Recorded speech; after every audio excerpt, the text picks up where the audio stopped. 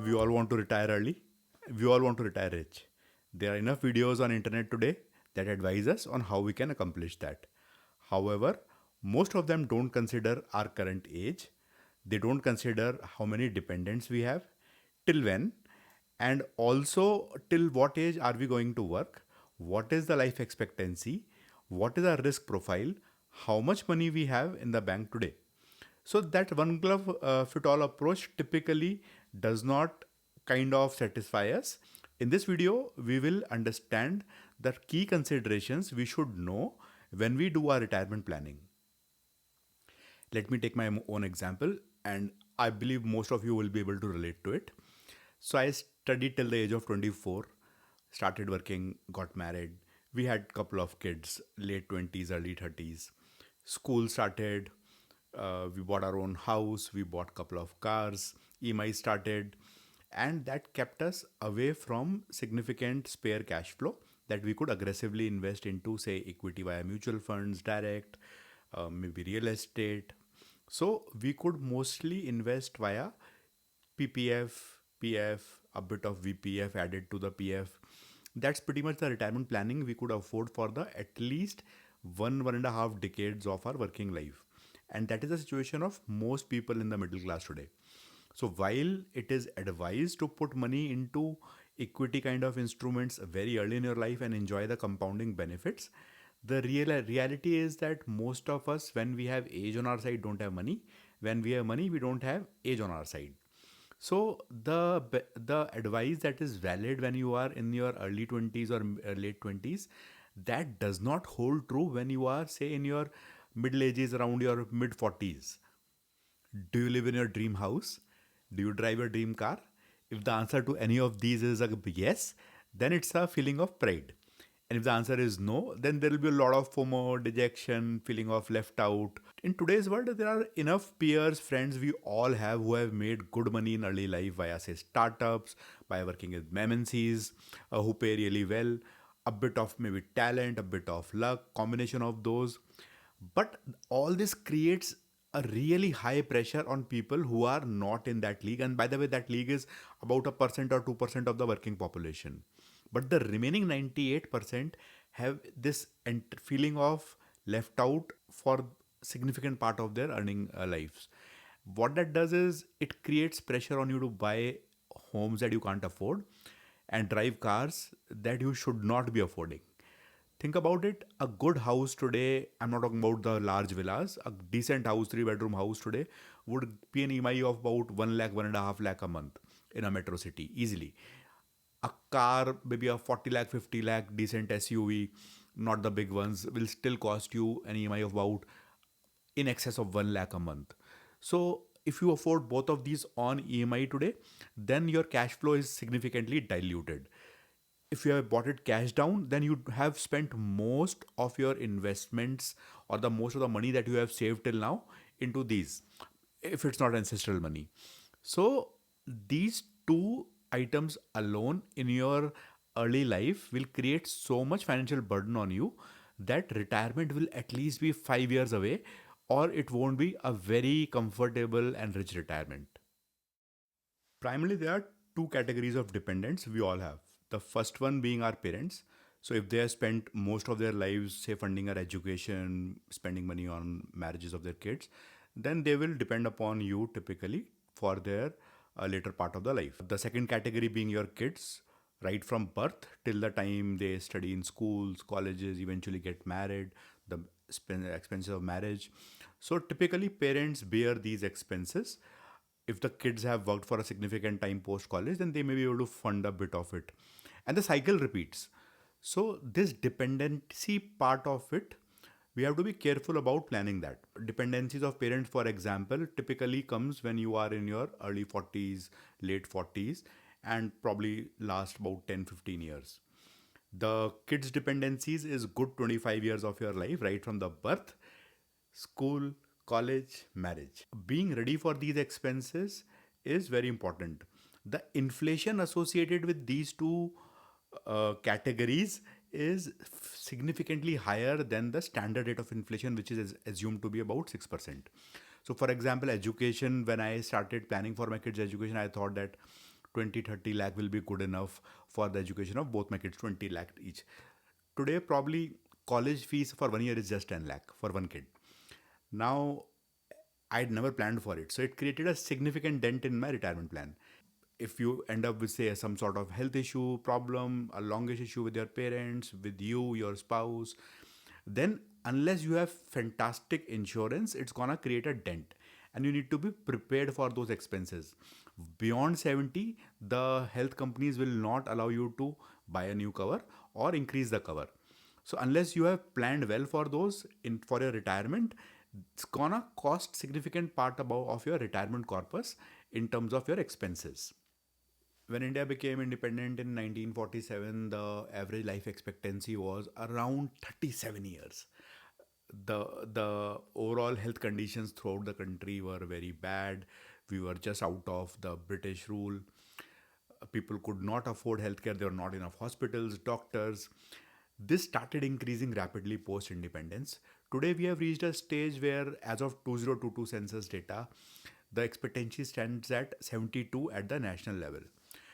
If you have lived a decent life, ate good food, taken balanced diets, you would probably live till about 80, 85 at least. The expectancy itself is expected to rise from 72 to 80 in next 20 to 30 years. So you have to be prepared for about 20, 25 years worth of uh, expenses, healthcare, aspirations. So have to have enough cash in the bank to last you. The good part is that you don't have to plan for just the passive income to last that long. Your money can start reducing post your retirement at a rate which you can afford to, and gradually approach maybe 60-70% consumed till the time you expect to live. So, this is a very important factor. Most people leave behind 90-95% of the wealth they earned. They never get to consume it, and that is left for the next generations. One of the key requirements of a solid financial retirement is your passive cash flow. So at that point, you will stop earning actively and it will dependent upon the money you generate from your corpus. So what matters a lot is the quality of that cash flow. I'll give you a few examples. Couple of years back when we were in the middle of pandemic, the interest rates went down drastically. And most seniors in the country who are living off FD income, they were shocked when their incomes plummeted by about 30 to 40% because interest rates went really, really down. Second part is, say, dividends. So dividends, typically high dividends are given by public sector companies, or if you invested into good quality consumption based stocks very early in your life. If you started late in your 40s or in your 50s to start building something for your retirement, your dividend yield is not gonna be significant enough to give you a cash flow that will fight inflation as well as aid you with your consumption. So starting early from that perspective is important. Quality of your dividend income or quality of your FD income is important. Bond yields again are related to interest rates. If interest rates go up, bond yields will go up. If you don't utilize that, then bond yields will go down again when the interest rates go down. Beyond your control, you can't time those things at all with your age. So it is important to align your passive income with the right instruments at the right time. And otherwise, what will happen is you might have a decent corpus, but it will not generate enough passive income. So to kind of address that situation, most people end up trying to go for significantly higher corpus size. So for example, if FDs will reduce the interest to say 4%, so people instead of retiring at say maybe 5 crores, they'll plan for 10 crores, which will lead to a pressure of working extra years, and you will not be left with enough years post retirement to enjoy the money and the cash flow. Risk and risk appetite. When we buy equity, the typical risk we say is, what if the stock falls, stock market falls, that company goes bankrupt? How often does it happen? If you have invested in a good quality company, not a penny stock. And these events do not usually happen around. You see the symptoms, you see the cash flows. does not require too much of financial knowledge. But the writing is on the wall when a company is about to go down. Bonds, people don't want to invest bonds, they prefer FD, saying that bonds are risky, double B minus, they're not triple A. That does not mean that the company offering them will definitely go down and take your money with it. Your risk appetite is your ability to recover if the event associated with the risk happens adversely. For example, if you invested into equity and it went down, you lose some money. If you invested into bonds and that bond has the company has gone bankrupt, bond owners, by the way, are paid earlier than equity owners, so you might get your money back. Now, and most bonds are secured bonds are backed by some sort of collateral. Still, suppose you lose money, then the risk appetite is your ability to recover from these events without impacting your long term retirement goals. There are obviously ways of achieving those, but the idea is that your risk appetite is highest when you start earning, say in your early 20s. Your income is low, definitely, but the time to retirement when you would not have active income is huge. It is highest at that time. It keeps reducing after that. The generally accepted formula is 100 minus age is your risk appetite. So if you are 30 years old, your risk appetite is 70%, which means 30% of your income should go into less riskier instruments like fixed deposits, bonds, gold, something like that. And 70% can go into aggressive instruments. Does not mean you are playing, say, Lucky Seven or gambling. That's not included there. But say equity, real estate, commercial real estate. So you take a bit of risk to grow your money in the longer run. It does not mean you are trying to make quick money in quick time like an FNO or a trading. These are professions. These are not side activities for your retirement. Don't spend early years being risk averse. Don't take excessive risk towards the later years of your life when you are nearing retirement. Especially understand the milestones. For example, if you have set aside some money for your kids' college, you can't be putting it into real estate or high risk equity because the college will arrive at a specific day in the year.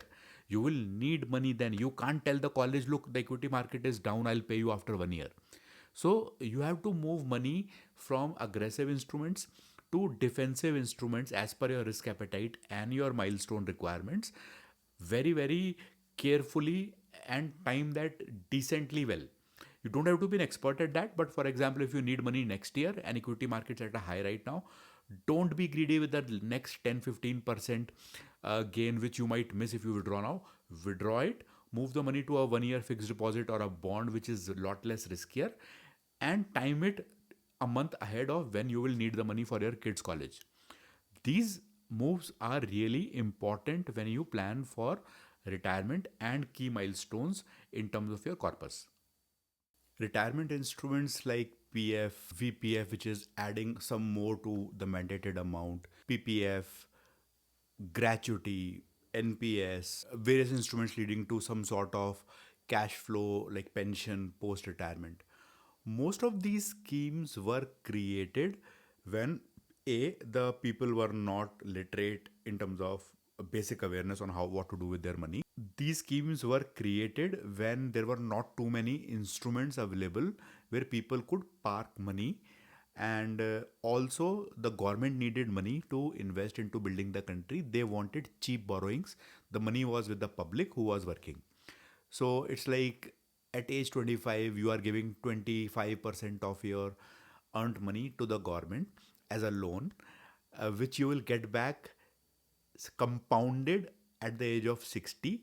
Also, I have not found anyone till date who has, on a reasonably good income, had a very good retirement on PF, PPF, VPF, gratuity, NPS kind of schemes. While these schemes, some of them are mandatory, some of them are good to start with when you don't have enough financial literacy, but these are not what will get you to a high quality retirement. You need to plan into other instruments also. One side effect of being aggressive with these instruments, especially VPF, in the initial years is you have only little money. Out of that, you are already paying taxes, you are paying GSTs, you are paying for mandatory PF, mandatory employees' contribution, which is also deducted from your salary. employer's contribution. So you have already left with a very small amount. Out of that also you are reducing some part of it and giving as VPF. And then you might be also going for EMIs. Think of it, what are you doing with your cash flow? You're suffocating your cash flow and not leaving enough to invest into anything now for your retirement. So, great instruments if you have money to spare. Mandatory part of it, you can't do anything about it. Voluntary part of it, VPF, PPF, NPS. Think about it. Why?